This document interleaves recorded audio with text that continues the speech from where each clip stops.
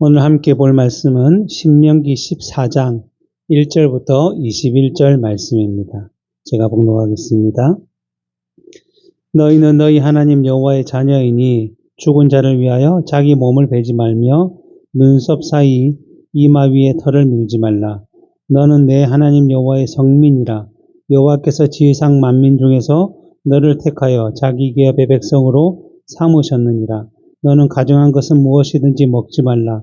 너희가 먹을 만한 짐승은 이러하니 곧 소와 양과 염소와 사슴과 노루와 불그스름한 사슴과 산염소와 볼기가 흰 노루와 뿌리 긴 사슴과 산양들이라.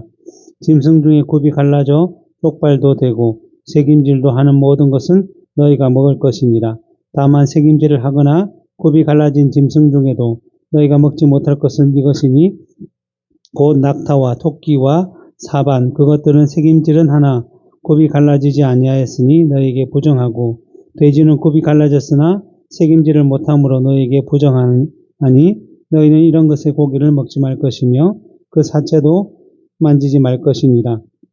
물에 있는 모든 것 중에서 이런 것은 너희가 먹을 것이니 지느러미와 비늘 있는 모든 것은 너희가 먹을 것이요 지느러미와 비늘이 없는 모든 것은 너희가 먹지 말지니 이는 너희에게 부정함이라. 정한 새는 모두 너희가 먹으려니와 이런 것은 먹지 못할지니 곧 독수리와 솔개와 물수리와 매와 새매와 매의 종류와 까마귀 종류와 타조와 타흐마스와 갈매기와 새매 종류와 올빼미와 보영이와 흰 올빼미와 당아와 오름과 노자와 학과 황새 종류와 대승과 박쥐며 또 날기도 하고 기어다니기도 하는 것은 너희에게 부정하니 너희는 먹지 말 것이나 정한 새는 모두 너희가 먹을지니라. 너희는 너희 하나님 여호와의 성민이라. 스스로 죽은 모든 것은 먹지 말 것이나 그것을 성중에 거류하는 객에게 주어 먹게 하거나 이방인에게 파는 것은 강하니라. 너는 염소 새끼를 그 어미의 젖에 삼지 말지니라. 아멘. 하나님께서는 이 모세를 통해서 신명기 12장 1절에서 내 조상 하나님 여호와께서 내게 주셔서 차지하게 하신 땅에서 너희가 평생에 지켜야 할 규례와 법도는 이러하니라 라고 말씀하시면서 계속해서 이스라엘 백성들이 가나안에 들어가서 살면서 해야 할 것과 하지 말아야 할 것을 말씀해 주고 계십니다. 이 가나안에 들어가면 반드시 우상과 그 제단을 파괴해야 하고 또 그 민족들이 행하던 그 세상적인 것들을 따라 행하며 살아가고자 하지 않아야 하고 혹시라도 우상이나 가나안 민족들이 행한 것들을 따라 살아가야만 가나안에서 더 잘 적응하고 잘 정착하고 번성하게 될 것이라고 속이는 자들이 일어나고 더군다나 너의 가장 가까운 부모나 형제나 친구까지도 너희를 그렇게 속여서 하나님이 아닌 다른 것들을 믿고 섬기며 따르도록 할 수 있는데 그러한 때에 너희는 반드시 그러한 유혹을 거절하며 오직 하나님의 앞에서 정직하게 살아가야 한다라고 말씀해 주셨습니다. 그리고는 이스라엘 백성들이 그러한 삶을 살아가야 하는 이유는 이전에도 말씀해 주셨고 오늘 본문 2절에서도 말씀하고 있듯이 너는 내 하나님 여호와의 성민이라. 여호와께서 지상 만민 중에 너를 택하여 자기의 기업의 백성으로 삼으셨기 때문이다 라고 말씀해 주고 계십니다. 그래서 하나님께서는 애굽에서 종살이 하던 이스라엘을 건지셔서 약속의 땅인 가나안을 기업으로 주셨던 것입니다. 그러나 이러한 일들 가운데 이스라엘 백성들이 반드시 기억해야 할 것은 하나님께서 이스라엘 백성을 자기 백성으로 삼으시고 가나안을 그들의 기업으로 주시기는 하셨지만 그렇다고 해서 그들이 받은 가나안 땅의 기업을 잘 가꾸고 그 땅에서 대대손손이 영원히 잘 먹고 잘 살아가도록 해서 주신 것은 아니라는 것입니다. 지난 시간에 말씀드렸듯이 아브라함이 약속의 땅으로 그 주어진 그 가나안 땅에 들어왔지만 그 땅에 정착하여 기업을 이루고 잘 살아가고자 하기보다는 그 땅에서 나그네처럼 이곳저곳을 떠돌며 장막을 치며 살았는데 그렇게 살아간 이유는 믿음으로 이 가나안 땅을 통해서 더 나은 본향인 하늘나라를 바라보며 소망하며 살아갔기 때문이다라고 말씀하고 있습니다. 그러기에 사도 바울도 골로새서 3장 1절부터 8절, 3절에서 그러므로 너희가 그리스도와 함께 다시 살리심을 받았으면 예수 그리스도로 말미암아 죄 가운데서 구원받은 자임을 안다면 위의 것을 찾으라. 거기는 그리스도께서 하나님 우편에 앉아 계시느니라.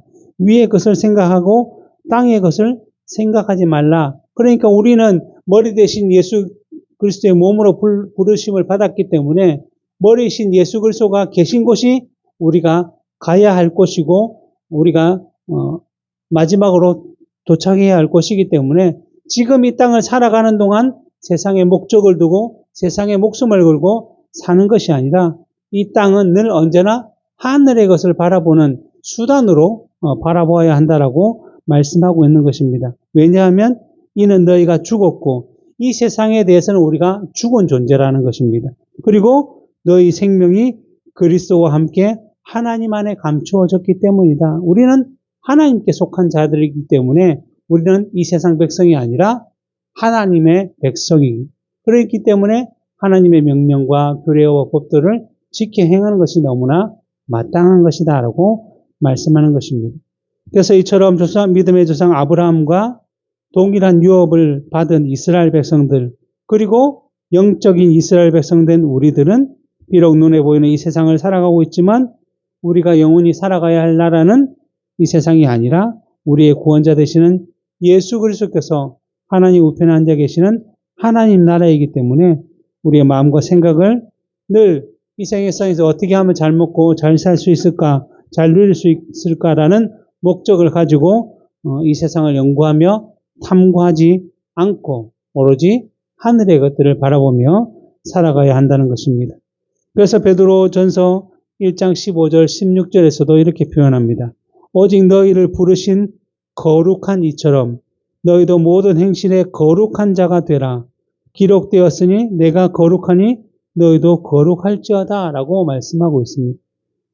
거룩이라는 의미가 우리가 알고 있듯이 구별되어야 한다라는 의미인데 즉 하나님의 백성으로 부르심을 받은 사람들은 비록 이 세상을 살아가고 있지만 언제나 이 세상에서 구별되어서 하나님 나라에 합당한 삶과 자세를 가지고 이 세상의 목적이 아니라 우리가 영원히 살아가야 할 하늘나라를 목적으로 두고 살아가야 한다는 것이며 그렇게 살아가도록 하기 위해서는 하나님께서 늘 신명기를 통해서 가나안 땅에서 이방 민족들이 행한 것, 즉 우상을 숭배하고 세상의 방식을 따르고자 했던 그 모든 것들을 하고자 해서는 안 되는 것이고 오직 하나님의 말씀과 규례와 법도를 지켜 행하여야 한다라고 말씀하는 것입니다. 그래서 이러한 의도를 따라 오늘 본문에서도 우리가 버려야 할 것과 또 따라야 할 법도와 규례를 다시 한 번 더 말씀해 주고 계십니다. 먼저 본문 1절에 보면 너희는 너희 하나님 여호와의 자녀이니 죽은 자를 위하여 자기 몸을 베지 말며 눈썹 사이 이마 위에 털을 밀지 말라라고 말씀하고 있습니다. 이스라엘 백성들은 하나님의 백성이며 자녀이기 때문에 하나님의 명령을 지켜야 하는데 그 명령 중에 하나가 죽은 자를 위하여 자기 몸을 베지 말고 눈썹 사이 이마 위에 털을 밀지 말아야 한다는 것입니다. 이 내용은 앞에서도 말씀드렸듯이 가나안에 사는 이방 민족들이 행하던 방식, 그 모습을 따라서는 안 된다라는 의미를 가지고 있는 것입니다. 그래서 레위기 19장 28절에서도 죽은 자 때문에 너희 살에 문신을 하지 말며 무늬를 넣지 말라 나는 여호와니라 라고 말씀하고 있고 이사야 15장 1절부터 2절에서는 모압에 관한 경고라 하룻밤에 모압 알이 망하여 황폐할 것이며 하룻밤에 모압 기르가 망하여 황폐할 것이라 그들은 바익과 다본 산당에 올라가며 울며 모압은 느보와 메바를 위하여 통곡하는도다. 그들이 각각 머리카락을 밀고 각각 수염을 깎았다라고 말씀하고 있습니다. 결국 죽은 자를 위하여서 몸에 상처를 낸다든지 아니면 눈썹 사이 이마 털을 미는다는 것은 결국 이 머리카락을 다 밀어버린 이러한 얘기를 하고 있는 것입니다. 이것이 아마 가나안에 사는 이방 민족들이 그들에게 주어진 여러 가지 불행, 어려움, 또 더 나아간 죽음의 문제, 이러한 일들이 생겼을 때 그것이 너무나 슬프고 고통스러워서 자기 몸을 칼로 해야 한다든지 또 죽은 자를 기리기 위해서 그 몸에다가 뭐 이름을 새긴다든지 아니면 너무나 슬퍼서 머리를 밀고 제 가운데 있는다든지 이러한 행동들을 했다라는 것입니다. 아마도 이러한 모습을 통해서 죽음에 대한 극도의 슬픔과 비참한 상태를 표현하고자 한 것이며 더 나아가서는 죽은 자들에 대한 표식을 남겨두어서 그들을 기리며 그들을 생각하며 이미 죽어 없는데도 여전히 그들을 기억하고자 한 것입니다. 특별히 우리나라에서도 죽은 조상을 마치 자신들의 신으로 모시며 그래서 누구를 위해서 제사를 지내는 모습을 우리가 볼 수 있듯이 이러한 죽은 자를 숭배하고자 하는 행동들이 가나안에 사는 그러한 이방 민족들에게도 있었던 것입니다. 그래서 레위기 18장 30절에서도 그러므로 너희는 내 명령을 지키고 너희가 들어가기 전에 행하던 가증한 풍속을 하나라도 따름으로 스스로 더럽히지 말라. 나는 너희의 하나님 여호와니라. 너희는 가나안에 들어가서 그러한 이방 민족의 행동, 모습들을 결코 하나라도 따라해서는 안 된다. 오로지 너희는 하나님의 말씀만, 그 명령만 지키고자 해야 한다라고 말씀하는 것입니다. 그리고 이방 민족들이 이러한 방식으로 죽음에 대해서 표현하고 있는 이유는 앞에서도 말씀드렸듯이 그들은 지금 살아가고 있는 이 세상의 목적이고 전부이기 때문에 죽음으로 인해서 이 세상을 떠나게 된다면 다시는 그 사람들을 볼 수가 없고 만날 수 없다라고 생각하고 있기 때문인 것입니다. 그래서 몇몇 종교에서는 윤회 사상을 주장하면서 전생에는 사람이었다가 죄를 많이 지으면 다음 생에는 동물로 태어나고 그리고 또 잘 살다 보면 또 그 다음 생에는 또 사람으로 다시 태어나는 이러한 얘기들을 하고 있기는 하지만 그래도 죽음이라는 시간을 통해서 그 사람을 다시 어쨌든 볼 수가 없기 때문에 죽으면 그 모든 관계가 끝난다라고 생각하고 있는 것입니다. 그러기에 다시는 만날 수도 없고 볼 수도 없고 그리고 죽으면 모든 것이 끝난다라고 생각하기 때문에 그들에게는 죽음이라는 것은 정말 떠올리기 싫은 아주 비참한 내용이라고 할 수 있습니다. 그래서 불신자들의 장래와 우리 신자들의 장래는 아주 다른 모습으로 나타나는 것입니다. 불신자들은 다시는 죽은 사람과 만날 수도 없고 볼 수도 없기 때문에 장례식의 모습은 아주 슬픔과 비통에 잠겨 있다는 것입니다. 그래서 통곡과 비통의 소리가 끊임없이 울려 퍼지고 깊고 무거운 분위기가 장례의 모든 절차 가운데 드러나 있는 것입니다.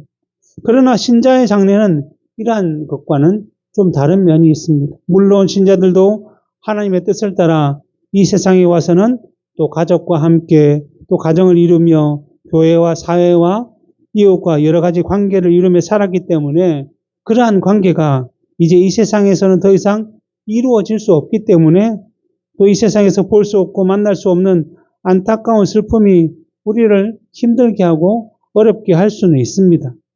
그러나 사도 바울이 데살로니가 4장 14절 15절에서 형제들아 자는 자들에 관하여는 너희가 알지 못함을 우리가 원하지 아니하노니 이는 소망이 없는 다른 이들과 같이 슬퍼하지 않게 하려 함이다 라고 말씀하고 있습니다. 뭐냐면 여기서 자는 자들은 죽은 자들을 얘기하는데 그러한 사람들이 이미 신앙을 가지고 죽은 사람들이 어떻게 되는지를 너희가 알지 못함을 사도 바울은 원하지 않는다. 즉 그들이 어떻게 되는지를 알아야 한다라고 말씀하고 있습니다. 왜냐하면 소망이 없는 다른 이들은 그러니까 즉 앞에서 말씀드린 불신자들은 죽음으로 인해서 다시는 볼 수 없고 만날 수 없기 때문에 그 내세라는 것이 있다는 것을 믿지 않고 있기 때문에 이 세상이 아닌 내세에 대한 소망이 전혀 없기 때문에 죽음으로 인해서 모든 것을 다 잃어버린 것처럼 그러한 슬픔과 비참함 가운데 빠져 있을 수밖에 없겠지만 너희는 그들과 다르게 죽음에 대해서 받아들여야 하는데 그 이유는 너희는 내세에 대한 소망이 있고 또 믿음이 있는 자는 죽음으로 인해서 잠깐 세상에서는 볼 수 없지만 반드시 하나님 나라 천국에서는 다시 만날 것을 알고 있기 때문에 죽음으로 인해 모든 것이 완전히 끝난 것처럼 슬픔과 비통에 잠겨 있어서는 안 된다라는 것입니다. 그리고 나서 15절에 뭐라고 말씀하냐면 우리가 주 예수께서 죽으셨다가 다시 살아나심을 믿을진데 무슨 말이죠? 예수님께서 죽으셨지만 3일 만에 다시 살아나셔서 부활하셨다는 것을 우리가 알고 믿을진데 이와 같이 예수 안에서 자는 자들도 하나님이 그와 함께 데리고 오실 것이다. 결국 이후에 우리가 그들을 만나게 될 것이다 라고 말씀하고 있는 것입니다. 그러기에 이러한 소망이 우리 믿는 자들 가운데 있기 때문에 신자는 죽음에 대해서 불신자와 같이 모든 것이 끝난 것처럼 받아들여서는 안 된다라는 것이며 오히려 죄된 이 세상을 떠나서 슬픔도 없고 아픔도 없고 고통도 없고 눈물도 없는 그 영원한 즐거움과 기쁨과 영광이 가득한 천국으로 옮겨지는 그러한 관문으로 우리는 죽음을 바라보아야 할 것입니다. 그렇다고 죽음과 장래에 관해서 우리 믿는 자들은 울지도 말고 슬퍼하지도 말고 그냥 늘 웃으며 즐겨야 한다는 것이 아니라 당장은 볼 수 없고 만날 수 없는 것 때문에 슬프고 아프기는 하지만 힘이 들긴 하지만 그로 인해 소망이 없는 자들처럼 깊은 슬픔과 비참함에 빠져서는 안 될 것이고 이러한 장례를 통해서 우리는 더 우리가 살아가야 할 본향을 소망하며 바라보는 그런 믿음의 자리로 나아가야 한다는 것입니다. 그래서 사도 바울이 로마서 14장 8절에서 우리가 살아도 주를 위하여 살고 죽어도 주를 위하여 죽나니 그러므로 사나 죽으나 우리는 주의 것이다 라고 말씀하고 있는 것입니다. 그리고 이러한 장례와 관련돼서 한 가지 더 말씀을 드리고자 하는 것은 우리 은혜와 영광교회는 웨스트민스터 예배 모범을 따라 예배를 드리고 있듯이 이 장례의 일도 예배 모범을 따라 행하고자 하고 있다는 것입니다. 그래서 이 웨스트민스터 예배 모범의 죽은 자의 매장에 관하여라는 그 내용을 살펴보면 사람이 세상을 떠나면 장례식 날 시신을 집에서부터 지정된 공동묘지에 이르기까지 정중하게 응구한 뒤 그곳에서 어떤 의식도 갖지 말고 즉시 매장한다.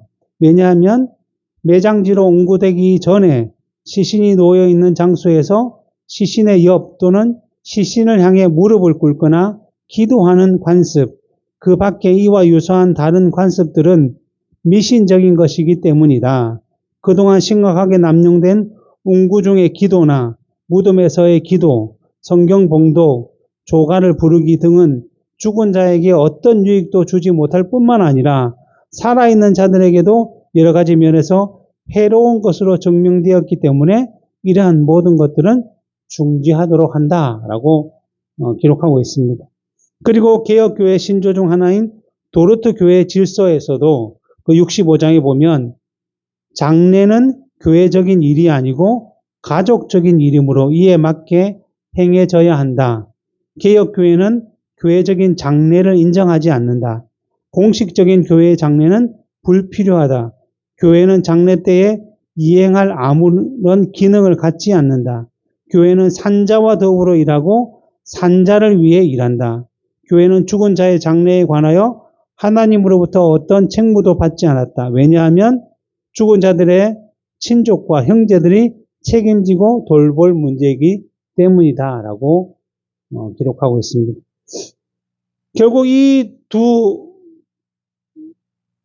교리들이 말하고 있는 그 이유는 뭐냐면 죽은 자는 이미 이 세상을 떠나서 하나님 나라에 하나님의 품으로 갔기 때문에 세상의 소속이 아니라 하늘나라의 소속이므로 이러한 죽은 자에 관한 일은 이 산자에게 복음을 전하는 그리고 그들의 믿음을 바르게 세워가야 하는 이 가시적인 교회, 이 세상의 교회에 주어진 임무는 아니라 그와 함께 했던 가족들, 친지들, 즉 유족에게 주어진 일이라는 것입니다.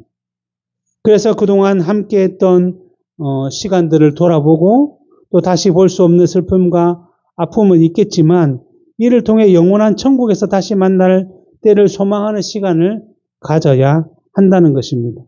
물론 교회의 성도들이 이러한 장례 절차에 함께 동행하면서 그들을 기도하며 위로하며 격려하는 일은 반드시 해야 하겠지만 그렇다고 해서 하나님이 중심이 되고 하나님께 드려야 하는 예배를 죽은 자 때문에 예배의 형식으로 절차를 진행하는 것은 하나님의 말씀과 규례와 법도에 어긋나다라는 것입니다.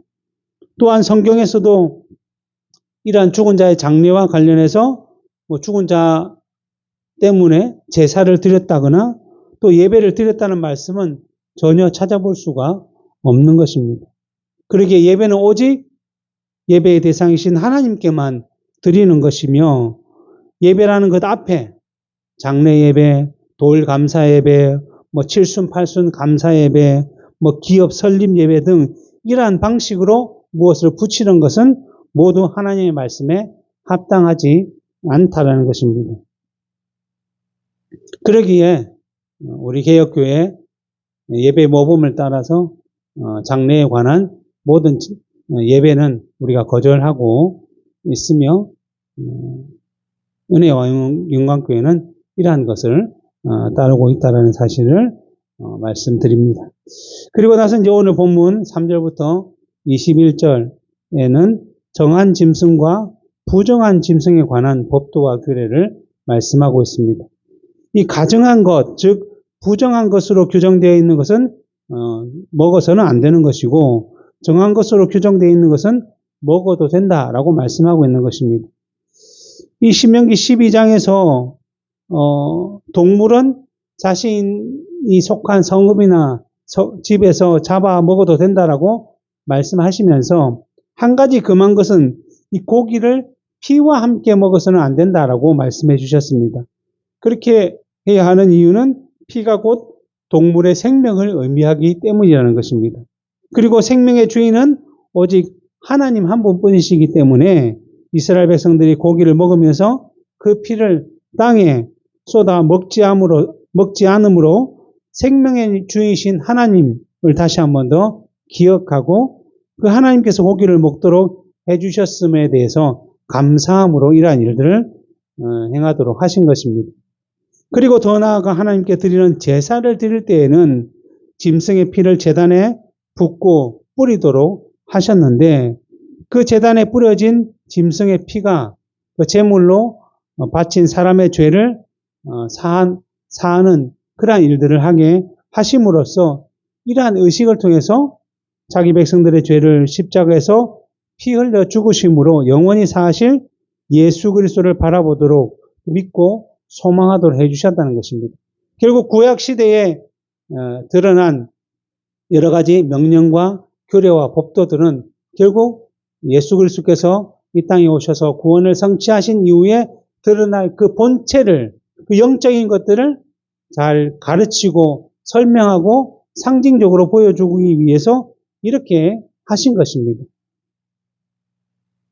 마찬가지로 이러한 것들을 가르치시기 위해 하나님께서 짐승을 먹도록 하셨는데 언제부터 허락하셨는가 하면 창세기 9장 3절 4절에 보면 모든 산 동물은 너희의 먹을 것이 될지라 채소같이 내가 이것을 다 너희에게 주노라. 그러나 고기를 그 생명이 되는 핏째 먹지 말 것이다 라고 말씀해 주셨습니다. 그러니까 노아 시대에 하나님을 떠나 세상을 따라 살아가는 것이 좋아서 육신이 되어 죄를 쌓아가던 사람들이 다 홍수로 멸망을 당한 후에 이 방주로 구원을 받았던 그 노아의 그 가족들이 방주에서 나오신 후에 하나님께서 주신 약속의 내용이라고 할 수 있는 것입니다. 그러니까 홍수 멸망 이전에는 곡식이나 채소나 과일을 먹으며 살았지만 이제 홍수 멸망 이후에는 하나님께서 그 고기를 먹도록 해 주셨다라는 것입니다.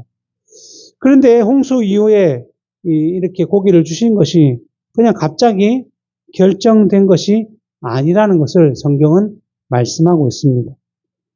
제가 창세기 9장에 대해서 말씀을 드렸는데 창세기 6장에 보면 혈육이 있는 모든 생물을 너는 각기 암수 한 쌍씩 방주로 이끌어들여서 너와 함께 생명을 보존하게 하되 새가 그 종류대로 가축이 그 종류대로 땅에 기는 모든 것이 그 종류대로 각기 둘씩 네개로 나아오리니 그 생명을 보존하게 하라. 너는 먹을 모든 양식을 네개로 가져다가 저축하라. 이것이 너희와 그들의 먹을 것이 될 것이다 라고 말씀해 주셨습니다. 그러니까 노아 홍수로 땅에 있는 사람과 동물들이 모두 멸망당할 때가 되자 하나님께서는 노아와 그 후손들이 앞으로 홍수 이후에 땅을 살아갈 수 있도록 하기 위해서 그동안 생존해 있던 모든 동물들을 살려야 하셨는데 그 방식이 어떤 거냐면 암컷과 수컷이 함께 그 방주에 타게 하셔서 그 동물의 계속적으로 이어질 수 있도록 보존할 수 있도록 암수 한 쌍씩 방주에 태우라고 하셨다는 것입니다. 그러면서 모든 양식도 방주에 실어 저축하도록 하셨는데 이것이 노아와 그 가축들의 먹이가 되도록 그래서 물로 인해서 파괴된 그 모든 것들 가운데 이제 여러 가지 식물들을 심어서 먹고 살 수 있도록 그렇게 하셨다는 것입니다. 그런데 6장에서 그렇게 말씀하시고 7장에 보면 2절부터 3절에 이렇게 되어 있습니다. 너는 모든 정결한 짐승은 암수 7씩, 부정한 것은 암수 2씩 4개로 데려오며 공중의 새도 암수 7씩 데려와 그 씨를 온 지면에 유전하게 하라 라고 말씀하고 있습니다. 앞에서는 이제 암수 한 쌍씩 오게 했는데 그 중에 특별히 하나님께서 더 추가한 것이 뭐냐면 정결한 짐승은 2이 아니라 암수 7씩 태우고 부정한 짐승만 암수 2씩 방주에 태우라고 하셨다는 것입니다. 그러니까 하나님께서는 이때부터 무엇을 가르쳐 주셨냐면 정결한 짐승이 어떤 것이고 부정한 짐승이 어떤 것인지를 구별해서 노아에게 또 그 후손들에게 말씀해 주셨다는 것입니다. 그리고 나서 이제 노아가 홍수가 끝나서 방주에서 나왔을 때에 곧바로 8장에 보면 노아가 나와서 여호와께 제단을 쌓고 모든 정결한 짐승과 모든 정결한 새 중에서 제물을 취하여 번제로 제단에 드렸더니 여호와께서 그 향기를 받으셨다라고 말씀하는 것입니다. 그러니까 이 노아는 하나님의 말씀을 듣고 무엇이 정결한 짐승인지 무엇이 부정한 짐승인지를 알고 태웠고 나와서 하나님께 드릴 것은 오로지 정결한 짐승만 드렸다는 것이고 또 그 이후에 하나님께서 노아에게 고기를 먹도록 명령하셨을 때도 여전히 정결한 짐승만 먹을 수 있었다는 것입니다. 그렇기 때문에 정결한 짐승은 제물로도 바쳐야 되고 또 노아의 후손들이 먹어야 하기 때문에 암수 7쌍씩 방주에 태웠던 것이고 부정한 것은 암수 2쌍씩만 태웠다라고 말씀하고 있는 것입니다.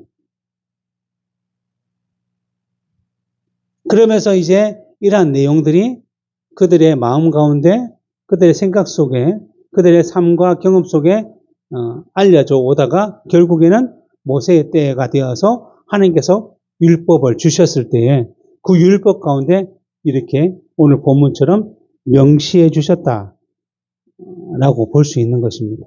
그러니까 갑자기 이러한 일들이 발생된 것이 아니라 이 모두한 하나님의 섭리 가운데 하나님의 뜻이 그의 백성들 가운데 계속적으로 새겨지고 있었다라는 것입니다.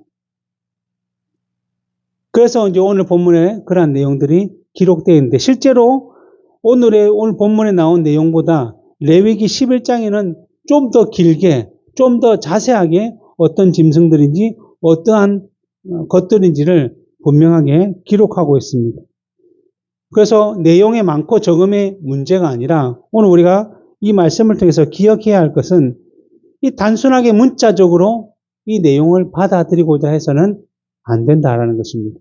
제가 앞에서도 말씀드렸듯이 구약 시대는 믿음적으로 아직 유아기, 초등학문의 시대였기 때문에 늘 언제나 눈에 보이는 것, 문자적인 것들을 통해서 이들을 가르쳐서 그것을 통해서 무엇을 보게 하냐면 영적인 것, 하늘의 것들을 바라볼 수 있도록 해 주심을 우리가 기억하듯이 하나님께서는 이 부정한 것과 이 정한 것을 통해서 하나님께서는 세상의 것과 영적인 것들을 구별할 수 있는 힘을 키우도록 하시고자 하셨습니다.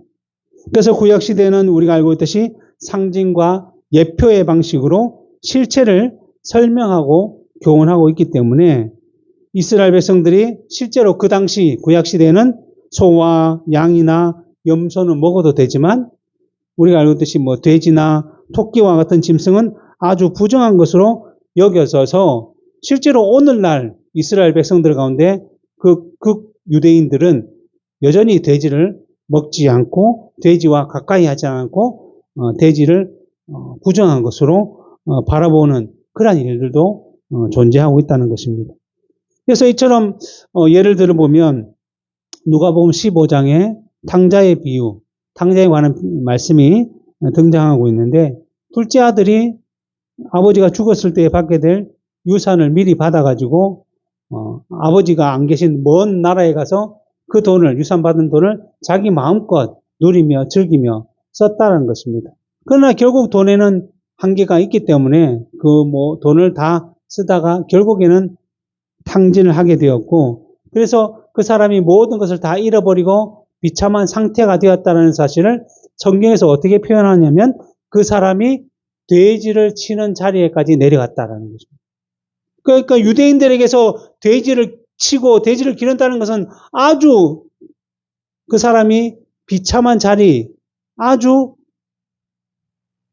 탕진한 자리에 있다는 것을 증명하고 있기 때문에 이렇게 말씀하는 것입니다. 그런데 이 탕자가 아버지를 떠나니까 얼마나 더 비참해졌냐면 그 돼지, 자기들이 부정하다고 생각하는 돼지가 먹는 열매조차, 쥐엄 열매라고 하는데 그 열매조차 먹지 못할 정도로 아주 초라하고 비참한 상태가 되었다라고 말씀하고 있습니다. 이처럼 돼지라는 것은 이스라엘 백성들, 유대인들에게는 아주 저주받은 그러한 부정한 짐승인 것입니다.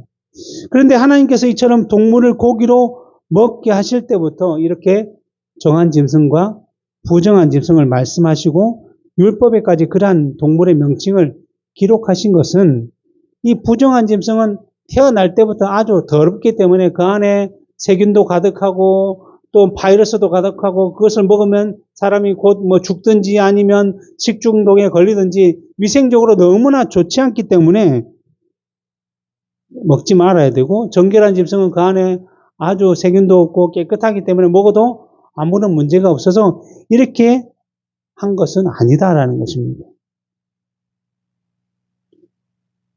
만약 그렇다고 한다면 지금 오늘날 우리가 돼지를 먹고, 특별히 우리나라 사람 같은 경우는 돼지를 삼겹살, 목살, 항정살, 돼지 갈비, 돼지 껍데기까지 이렇게 먹으면 모든 사람들이 탈이 나가 문제가 생겨야 되는데 그렇지 않다는 것을 우리가 잘 알고 있고 그냥 돼지를 잘 조리해서 잘 익혀 먹으면 우리가 아무런 문제가 없다는 것을 잘 알고 있다는 것입니다.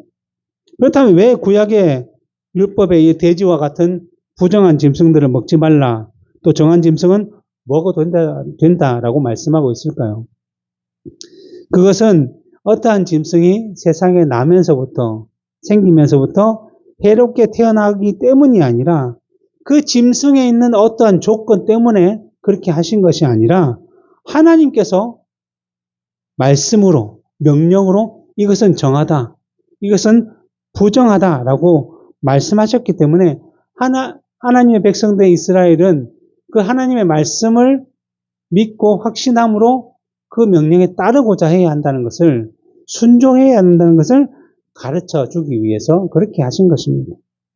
그러니까 부정하여 먹지 말라는 명령과 정결해서 먹어도 된다는 명령에 대해서 우리가 조건과 이유, 연구하고 탐구해서 맞다고 생각되고 이해가 되면 먹어도 되고 이해가 안 되면 먹지 말아야 하는 것이 아니라 하나님께서 주신 명령이기 때문에 하나님의 백성들은 반드시 지켜야 한다는 사실을 가르쳐 주고 있습니다.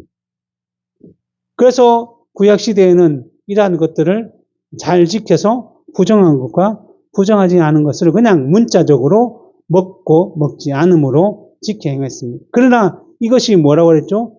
영적인 것들을 바라볼 수 있도록 주신 명령이기 때문에 이러한 내용을 통해서 하나님께서 주시고자 하는 뜻이 무엇인지를 생각해야 되는데, 오로지 유대인들은 그냥 문자적으로 율법을 그대로 지키고자 함으로 말미암아 영적인 하나님의 뜻을 점점 더 잊어버리고 육신에 더 머물러 있었다는 것입니다. 그러다 보니 죄된 사람들이 그러한 부정한 것과 부정한 것을 먹는 것에만 머물지 아니하고 어떠한 자리까지 가냐면 자기들은 하나님의 백성으로 선택받고 부르심을 받았으니 정한 사람들이고 그 외에 다른 민족들, 이방 민족들은 다 부정한 사람들이다, 불결한 사람들이다 라고 하는 자리까지 나아갔다는 것입니다.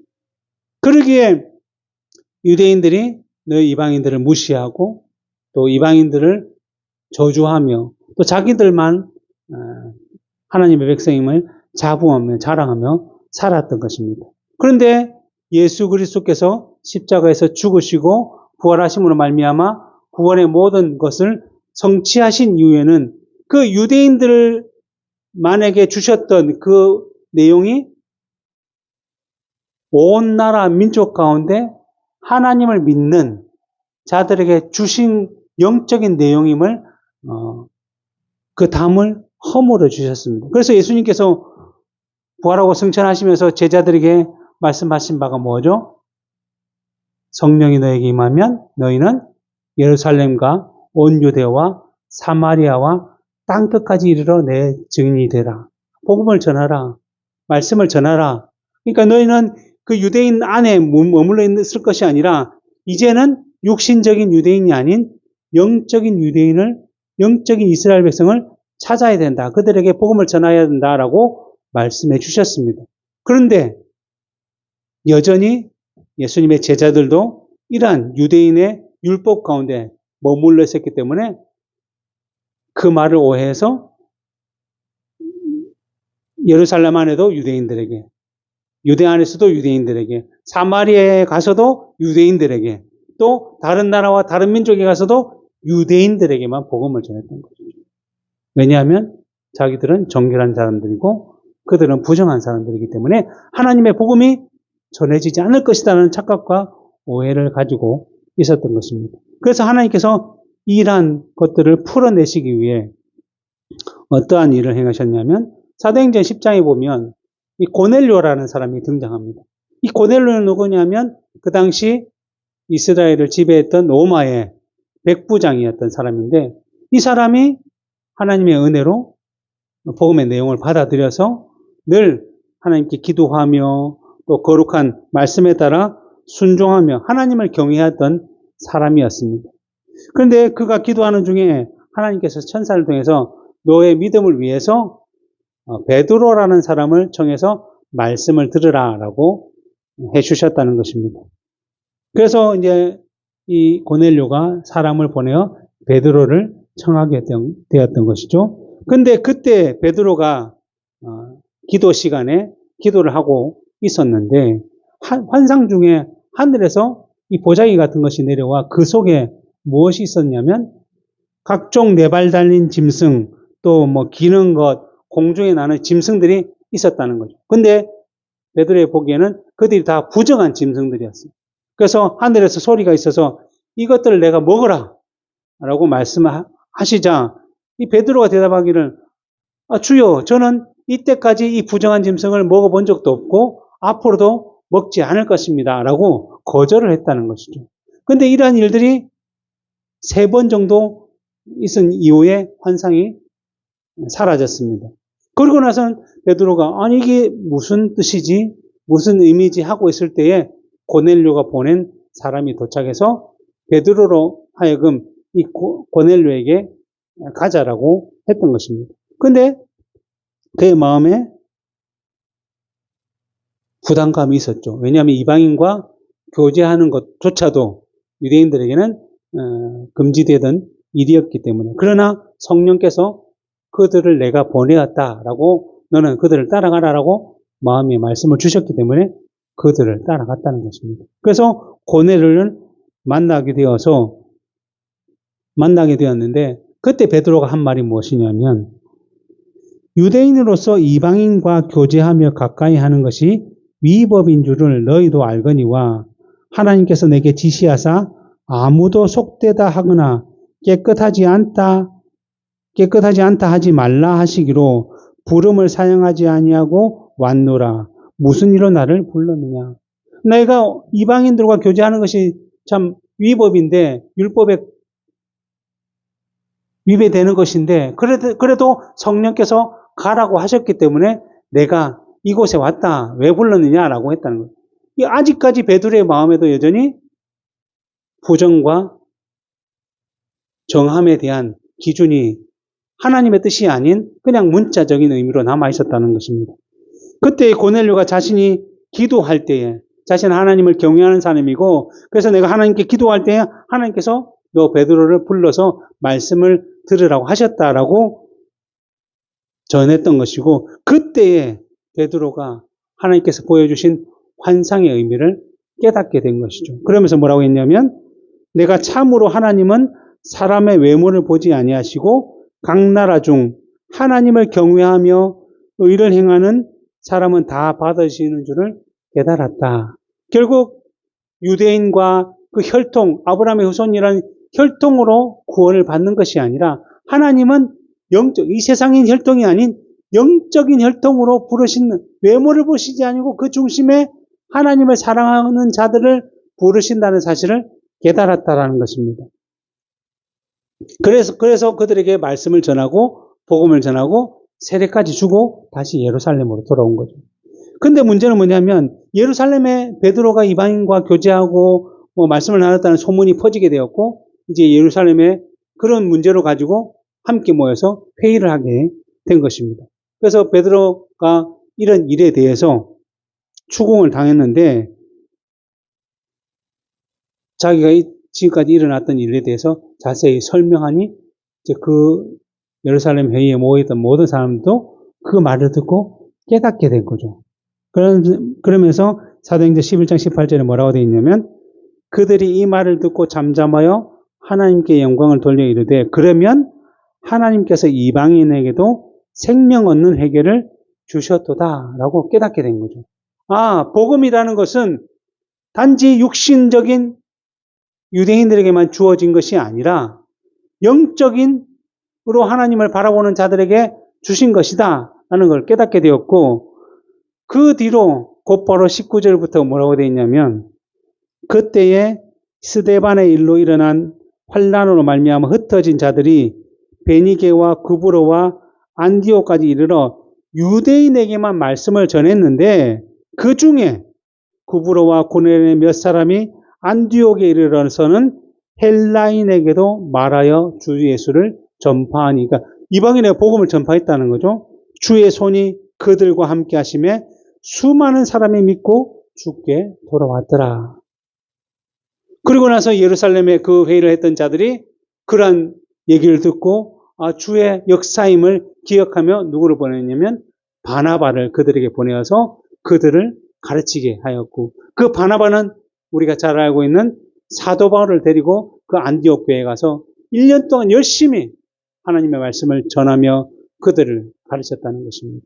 그리고 나서는 그 안디옥 교회에서 이 바울과 바나바를 선교할 수 있도록 파송하게 되었고 그로 인해서 소아시아와 유럽과 이 수많은 지역에 많은 그들이 말하는 이방인들, 그들이 생각했던 부정한 자들이 믿고 죽게 돌아오는 놀라운 역사가 일어난 것이고, 그 흐름을 따라서 오늘날 우리에게까지 이 복음이 전하게 된 것입니다.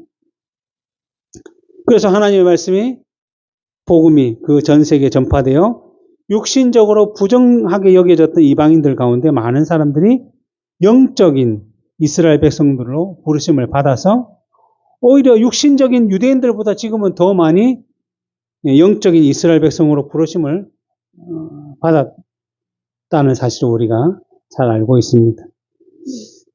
지금 우리도 이스라엘이 아니라 한국 사람이지만 영적으로 하나님의 부르심을 따라 예수 그리스도를 영접하여서 정말 참된 이스라엘 백성들이 되었고, 하나님의 정결함 가운데 이렇게 예배를 드릴 수 있게 된 것입니다. 그러기에 오늘 우리가 영적인 이스라엘 백성, 하나님의 성민이 되었다라고 한다면, 그것을 안다면 당연히 이 세상, 눈에 보이는 세상이 아니라 하늘나라에 소망을 두며 살아가야 할 것이며, 이 세상에서 구별된 삶을 살아가야 한다는 것입니다. 그래서 사도 바울이 로마서 12장 2절에서 하신 말씀 뭐죠? 너희는 이 세대를 본받지 말고 오직 마음을 새롭게 함으로 변화를 받아 하나님의 선하시고 기뻐하시고 온전하신 뜻이 무엇인지 분별하도록 하라 라고 한 이 말씀처럼, 정말 우리의 인생 가운데서, 우리의 삶 가운데서 하나님의 선하시고 기뻐하시고 온전하신 뜻이 무엇인지를 늘 분별하며 이 세상과 구별되어서 하늘나라의 원리를 따라 믿음의 열매를 풍성하게 맺으며 살아가야 할 것입니다. 기도하겠습니다.